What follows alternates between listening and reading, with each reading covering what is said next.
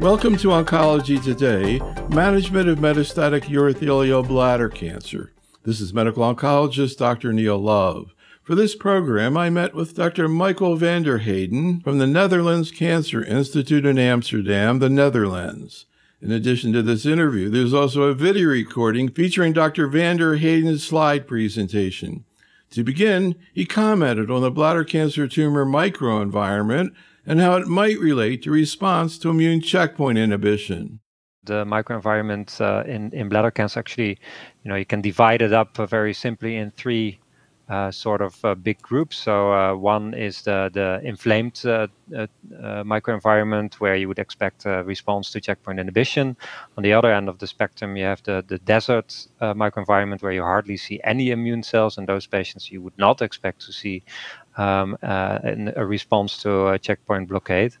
And in the middle, and that's quite a big group for bladder cancer, there's the excluded phenotype, in which there are immune cells, but they're mostly at the edge of the tumor. And I think those are the ones where most of the increments in immunotherapy response may be reached. I think another couple of features that I think are important are TLS, so that's tertiary lymphoid structures, which is basically very small lymph nodes that are on the edge of the tumor, and that we are thinking that that's where priming occurs, so that's where the immune response maybe starts. And I think another feature that may be important but is still not very explored are inhibitory components of the microenvironment. So one of them that could go either way is macrophages. Another one that I think for bladder cancer is very important is TGF-beta signaling by fibroblasts. So fibroblasts can occur and seem to have perhaps an inhibitory influence on the immune response. Any comment on the correlation between PD-1 levels, TMB levels, and benefit in bladder cancer and even beyond bladder cancer? How much of an issue do you think is dynamic change, that maybe these things we're measuring change over time? How much of an issue is that, do you think? Yeah, I think for tumor mutation burden, that's, in my view, not that much of an issue in the sense that it's quite a stable biomarker. Only everybody measures it in a different way, and it's still difficult to put a line and say everybody above this line will respond and everybody below this line will not. So it's not that simple. It's in the end just basically a derivative of how many neoantigens you probably have. For PD-L1, it's more difficult. There might be dynamic changes. It might make a difference where you determine it. And I think in a lot of the studies, PD-L1 as a biomarker has been difficult and complicated. So this remains a problematic biomarker. I also wanted to get a little bit of input from you regarding toxicity of IOs. And again, I see this really cool paper you have here looking at treatment patterns and survival outcomes of patients admitted to the intensive care unit for immune-related. I thought that was really interesting. I haven't seen a paper like that, and I was curious about what you saw there, and also your perspective about management of immune-related adverse events, and how that goes in a tertiary center like yours. You may have a whole team that does that compared to being out in the community. How you see people in emergency rooms, being aware of IREs, and also what you saw here. One of the things I thought was interesting is how many people you had with diabetic ketoacidosis as a reason. I never kind of thought about that. I thought that was interesting. The other stuff wasn't quite as surprising. Any thoughts? Yeah, so I think for our center, we've worked with immunotherapy for a very long time, and it's a very big part of what we do. We are a very big melanoma center, especially. So we not only treat a lot with immunotherapy, but especially a lot with combination therapies, where we see more intense immune toxicity than with monotherapy. We also do a lot of cell therapy, so we're really used to this toxicity. So it's a bit easier for us to talk about how to do this. But I think in the end, the very most important thing in managing toxicity of immune-related events is early recognition. That people who are dealing with a patient know that they're dealing with a potential immune-related event and are taking appropriate action, and that's where everything starts. And I think that's where it has gone wrong sometimes in the past. I remember from when we first started with anti-CTLA-4 that we, admitted a lot of patients with diarrhea or with potential hypophysitis, and these are all toxicities that we now virtually always treat in an outpatient setting, and this has really changed. And I think the what you see in the ICU, what we wrote our paper about, that's just the tip of the iceberg in a tertiary center. And ketoacidosis is something that can just occur really fast, and then might end up a patient and ends up on the ICU. But it's also, it's not pleasant to have diabetes for the rest of your life, of course. But usually we can save these patients. Yeah, I was kind of curious what happened. I think you had 8 patients with ketoacidosis, and you mentioned how quickly it was. But I mean, in retrospect, could you see it symptomatically, or it just came on so fast that we required being in the ICU? Yeah, I think for all these patients, it came really fast, and a couple of patients of mine jumped to mind that I've seen, and it was just incredibly fast. And I think maybe one of the reasons is that we've really, well, I would almost say pioneered neoadjuvant immunotherapy, and our center had a lot of our studies with combination immunotherapy, and it seems that perhaps in a neoadjuvant setting, immune-related toxicity can sometimes be a bit faster and a bit more severe, and maybe that's a reflection why we had a few patients on the ICU with this. Yeah, it's interesting. And actually, I was going to ask you, you mentioned you do a lot of melanoma, and I was curious what you all thought about the NADINA trial presented at ASCO, neoadjuvant, and whether you think that, incredible story they told there, you maybe could get repeated with bladder. Yeah, I think that has been an incredible story, and I think this is huge credits to the investigator. You don't see that very often, that people build up this therapy from the ground, and of course these are therapies that are made by pharma, but the whole trajectory is basically done in academic trials, and I think that's a fantastic accomplishment that has led to this really great trial, where for the majority of patients you actually can only give two cycles in the neoadjuvant setting, and that's it for them. So for bladder cancer, we've been working a lot with anti-CTLA-4 as well. I think the story is a bit complicated in that sense that definitely for bladder cancer you need a high dose of anti-CTLA-4 to increase response rates in comparison to monotherapy. And of course, bladder cystectomy is a very big surgery. So what we see is still really good response rates, pretty much the same as with melanoma. So half of the patients has a complete response, even in stage 3 bladder cancer, which is a very extensive disease already. But we also see quite a bit of toxicity. And coming back to the discussion we just had, I think in our center we can manage to keep these patients on track and get them to surgery still at a reasonable time. But I think if this is done, if this would become standard care, or even in a global trial, I think we would see some problems with these patients going for this big surgery just after combination immunotherapy. Yeah, I saw that you had done some work with durva-tremi, which is, usually hear more about ipi-nivo. Of course, in HCC, you have durva-tremi, and it's been interesting there. They didn't use it exactly the same way as, with ipi-nivo. They saw less toxicity. What are you seeing with when you do that type of combination in terms of IREs?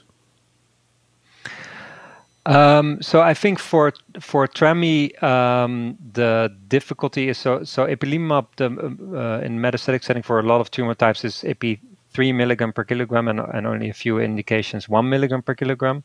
I think for tremelimumab quite early made a decision to continue with 1 milligram per kilogram. Of course, these are different antibodies, so you cannot immediately compare. But if you look at the toxicity, I would say that tremi 1 milligram per kilogram is sort of equivalent to ipi 1 milligram per kilogram. And I think for urothelial cancer, it has missed the mark, maybe because it was just the dose was too low. So I think with the dosage we used, for example, in the Danube trial, I think toxicity was quite manageable and was not as much as what we've been seeing in our Nabucco trial, for example, with AP3. When you use it neoadjuvantly, how many doses do you use? Because with HCC, which is, metastatic, they just gave it once. Yeah, so we've tested in one of our trials, so that was in the metastatic setting. We also, because of those results, tested it with that schedule. I think for the neoadjuvant schedule, there is a trial with Tremi where they gave, I think, two courses of Tremi-Durva, but at a lower dose. We gave Ipi-Nivo basically, well, we used a couple of different schedules, but basically 2 times the combination, and then we still gave one course of Nivo in those patients. So I know you're focused on first-line therapy and Mets, but I did want to ask you about these neoadjuvant questions as well. Maybe we'll get into that after or during your talk as well. But I'm also curious to what extent there's been discussion about using cell-free DNA or MRD type strategy in the neoadjuvant setting to try to determine even maybe whether people go for cystectomy. No, absolutely. I think that's so what we are having now. So we have now much improved systemic therapy, and with ctDNA we have a great way of monitoring disease.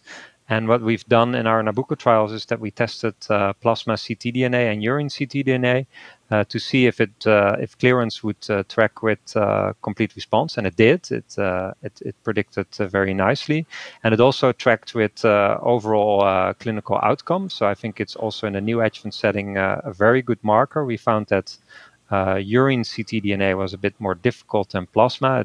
Basically, you look at sort of different things. So, for example, patients who still have CIS can still have positive urine ctDNA in our study, whereas patients who do not, who have CIS won't have plasma ctDNA.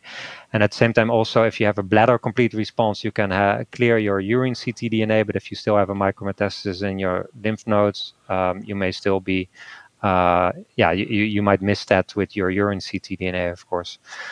So it's measuring different things, but I think when we've sorted this out a bit more, this would be a great way to combine it with very highly active systemic induction therapy. And I think those patients who clear DNA and seem to have a complete response, they could have, de-escalate their local regional therapy and maybe don't need to have surgery in the end. But these are all trials that we are doing and that we need to do more. For example, we're doing a trial with Ipi-Nivo and then followed by chemo-RED, and we're also measuring ctDNA there. And I think there's other trials that are doing similar things, and I think this is very important for patients. Actually, I was just flashing on another thing I read that you did. I think it was actually on TAR 200, but what was interesting to me there was why people didn't go for cystectomy. And I figured most of them were going to be, medically not eligible, but I guess most of them were eligible, just didn't want to do it. Yeah, so I think for TAR 200, there's a couple of settings where it's being tested. So one is, and that's where I've been most active, is the non-muscle invasive space. And I think that's the most logical setting to test this. And there, of course, patients, as long as they have options, they really don't like to get cystectomy for obvious reasons. And usually, once they're not offered new options anymore, they will eventually go for cystectomy. For the muscle invasive setting, there's also been some really nice results, and I guess the trials are ongoing. And there are some bladder sparing IDs there that are being tested, and I think we have to see the data, but that also looks very interesting. No, I mean, what my comment related to that was just that there are a lot of people who are eligible for cystectomy that don't want to have it. So, if with neoadjuvant therapy and whatever, MRD, et cetera, they can avoid cystectomy, I'm sure a lot of people would be very happy. One final question I have to ask you about. I saw a press release about neoadjuvant Durva chemo. I'm not sure. I don't think I've seen it presented. Are you involved with that? Yeah, I'm involved with that, and I think it was great news. So we have several Phase III trials going on in the neoadjuvant setting, and the first wave, so to say, is with chemo with or without checkpoint inhibition. Later, we'll also see EV with pembro trials probably coming up a bit later. But these trials have been ongoing for a number of years, and it was great news to see that it was not only positive for event-free survival, but also for overall survival. And that's it sounds trivial, but that's very important, because a lot of the trials in other cancer types were only positive for event-free survival and did not read out on overall survival, or were not positive yet, or and are still, requiring follow-up for a very long time before they get to the point of OS. So I think this was very striking about the press release. Yeah, but there's a fair amount of information in that press release, and we were looking at it going, this looks like it could be practice changing. Do you think it could be? Yeah, I'm biased, of course. I'm part of the study, but I think this is important. We have an significant EFS benefit and a significant OS benefit according to the press release. And I would be surprised if the data would not show that this is practice changing. But for now, we only can talk about the press release, of course. That's all of our hopes. Yeah. Anyhow, we'll see. All right. But no, that looks really exciting anyhow. So, and getting back to your cell-free DNA thing too, I was thinking also, like with the adjuvant, I think Atezo trial, they showed cell-free DNA kind of work there. So it seems like that could be a promising other end to this thing. Yeah, and it makes total sense. So in the IMvigor010 atezolizumab, which was a negative trial, they showed that in the group of patients who cleared ctDNA after surgery did really well, and the patients who did not clear ctDNA after surgery, they had a benefit of atezolizumab, even though the overall trial was negative. So I think that's very striking news, and I think this should force the other trials to do the same thing and show us their data. And I think this would be completely rational to measure ctDNA after surgery and base decision on that. Of course, we would like to see that in a prospective trial, but I think if several of these adjuvant trials show the same thing, and it is available, which it is in the US, I think that would make sense. There is actually some prospective trials going on as well with atezolizumab, basing the decision on ctDNA positivity. So just out of curiosity, if you had a patient who got neoadjuvant therapy, I don't know if it matters what kind of neoadjuvant therapy, but if they had a path-CR, if they had a cell-free DNA that was negative, would you be comfortable observing them rather than having them go for cystectomy? Yeah, so we're actually in the Netherlands, like a few other countries, are very fond of chemoradiotherapy, and so what we're doing is we're using in the neoadjuvant setting a standard care only chemotherapy still, I guess like everybody else. And if patient on scan seems to respond well and has good bladder function, then we often offer still chemoradiotherapy to patients. And I think that's very doable and works well. There's a lot of excitement now based on a trial which used neoadjuvant chemotherapy plus nivolumab to look at pure clinical complete responses and not do any consolidative treatment. I think that's very interesting as well.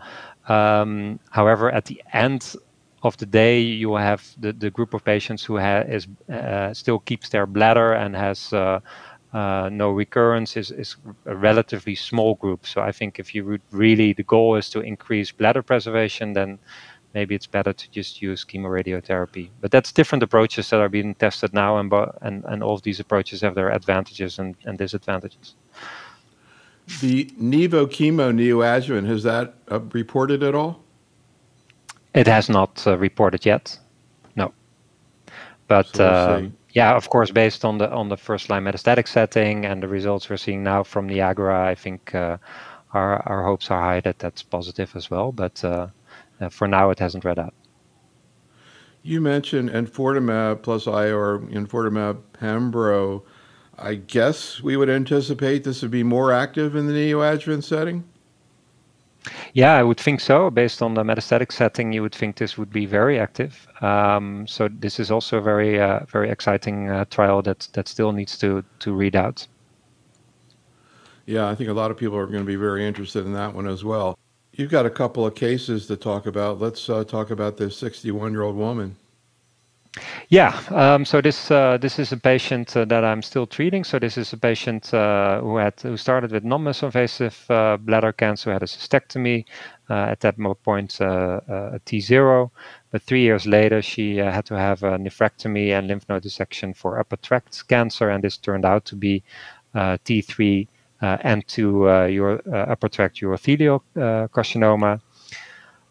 This patient then went on to have liver and lymph node metastases 5 months after surgery, and this patient was treated with EV plus pembrolizumab.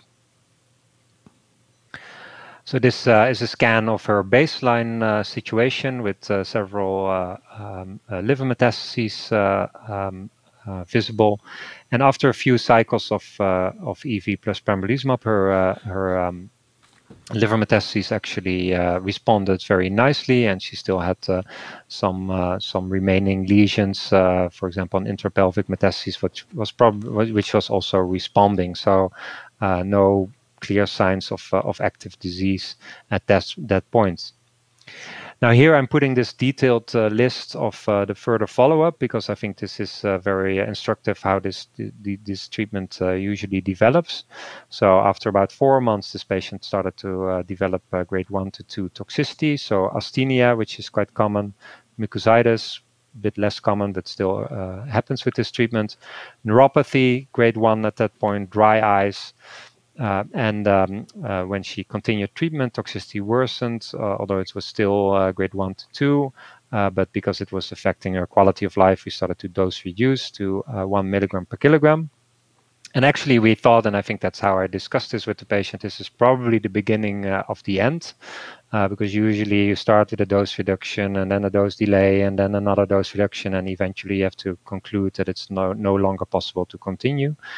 But this patient actually, to my surprise, managed to continue. She had some eye complaints and mainly dry eyes, had some lubricants for her eyes, and then actually even had a cataract that developed. I'm not sure if this is treatment related. It's not a typical AE, of course, but she still had surgery for this cataract because she was still in remission.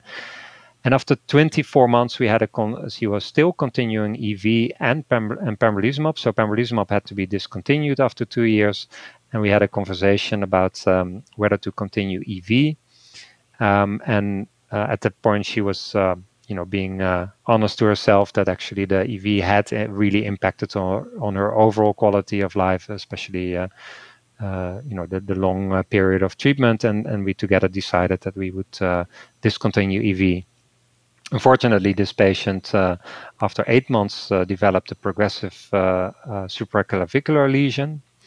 And I think the question here is, what are the treatment options for this patient? And of course, we've heard about a lot of systemic treatment options, and I'm now just assuming we have everything available. However, in this patient, it was only one metastasis progressing. The other metastases were all in remission.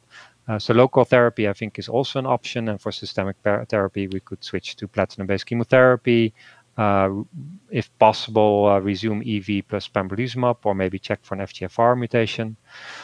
Actually, what we did in this patient is that we did decide to give local therapy to the supraclavicular metastasis. And I'm in general not an enormous believer in metastasis-directed therapy, but I think for especially patients who are IO treated, it can occur that they have one escaping lesion, and I think there's still good reasons to try to treat that locally. I don't go on for a very long time administering local treatments, but I think in this type of case, I think this is reasonable, and I've had some patients who have done really well after treating one such a metastasis, if the other ones remain in remission.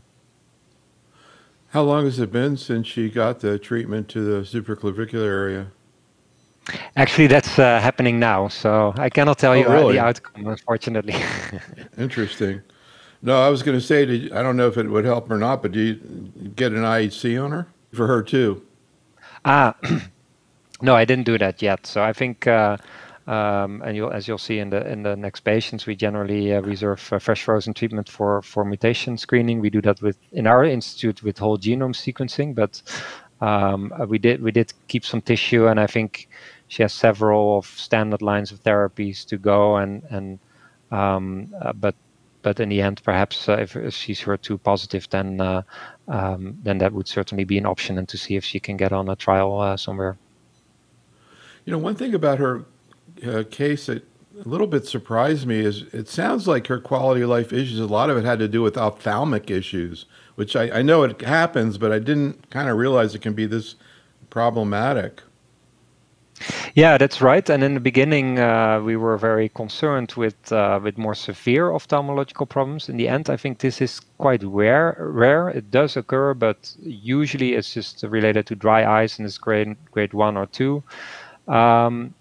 I think what we see here, and that's in the end, it's just all accumulating, and then it's which one at some point reaches a threshold where it's really bothering a patient. And in this case, it was for some periods in her treatment, it was the dry eyes, although there were other periods where it was quite okay. So, but this is what we've been seeing. And patients had to go to the ophthalmologist for the trial all at the beginning of treatment. All right, let's finish out with your 63-year-old man. Yeah, so this is a patient who had extensive metastases of urothelial cancer at their primary diagnosis, liver metastases, lung metastases, and this patient had received chemotherapy at another hospital, cisplatin-eligible, and had stable disease. So he then resumed maintenance vedotin. However, after 3 months, he had progression disease after initiation of vedotin. And this patient was referred to our hospital to start enfortumab vedotin, as in the Netherlands, enfortumab vedotin is only given at designated expert centers. So, and this patient actually had a mixed response with some progressive lesions, but most of the lesions remaining stable. Actually, also some patients who are responding a bit. But especially this one liver metastasis was increasing, and for this reason, we still kept him for a bit on EV, but we did DNA sequencing to determine his genetic profile. And this patient had an ERBB2 activating mutation. Actually, he also had some other mutations that are difficult to target. And no FGFR mutation. So that was actually, for me, the main reason to do this, because we can still get erdafitinib in an expanded access program. But unfortunately, this patient did not have it. So the question here is, what are our options? I think continuing EV is an option, as his overall metastatic progression is not very clear yet. Has a lot of metastases, and a lot of these are not really progressing. I think another option, if you're in the US, would be sacituzumab govitecan. I think after the results of the Phase III trial, I would have some serious doubts if that would be a good idea. I think the third option here would be to test for HER2. I think we often see the patients, of course, with amplifications of ERBB2, but also of mutations sometimes have overexpression of their HER2 mutant. So this might be a candidate to test HER2 on. At this point, I'm still continuing enfortumab vedotin, and we do have a trial lined up directed at this HER2 mutation. Did the NGS show any HER2 amplification? It was not reported, so I guess not. No. I love this case because I think you can make an argument to treat based on the mutation. I mean, that's what they do in lung cancer. They give it first line in lung cancer. I ask the breast cancer people because they hardly ever see mutations. They don't know what to do. But yeah, if I were this patient, if I really ran out of options, it should respond to mutations, I guess. I mean, it does in lung for sure. I don't know about that particular one, but in general. Yeah, so that's very curious, that situation in lung. So I think I think that's what's indeed interesting at this case. This might very well be that this patient also has overexpression. But indeed, this is definitely something to figure out. It's not really I cannot really completely understand it why a mutation would respond better to this drug. It goes for the expression of the protein. Maybe there's also some inhibition of the ERBB2 mutant, even though that's also generally not observed with antibodies. It's a strange situation that this works for lung cancer, but yeah, maybe. Yeah, no, that's when I saw that case come up. I thought that was what you were going to say, that you gave the patient TDXD and they responded. I was all excited because I've never seen that outside of lung cancer. But let me know if this patient ever gets to that point. I'll be real curious whether or not the patient could get it, whether the patient would respond. Like you say, a lot of these mutation patients have high HC too, so then it would make it easy.